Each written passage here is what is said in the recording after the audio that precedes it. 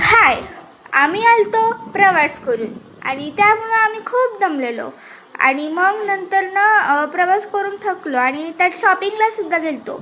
मग तिथं पण आम्हाला खूप वेळ लागला कपडे ते निवडूस्तवर. मग शॉपिंगच्या बॅग्स ठेवल्या. माझी आजी बसली. परत ना माझी मम्मी स्वयंपाकाला लागली. माझी बहीण गरमागरम चपात्या करत होती. तिला स्वयंपाकाची खूप म्हणजे खूप आवड. आल्या आल्या आम्ही थोडा वेळ बसलो, फ्रेश झालो, मग झोपलो, थोडा वेळ आराम केला आणि मग माझी बहीण आणि मम्मी स्वयंपाकाला लागली. माझी बहीण चपात्या बनवत होती.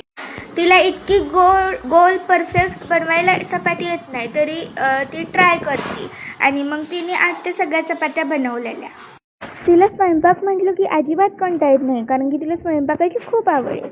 आणि आता तिच्या चपात्याही होत आल्या होता आणि मम्मीचा आमरसही झाला होता. मग अशा प्रकारे आम्ही ताट वाढलं आणि जेवायला बसलो.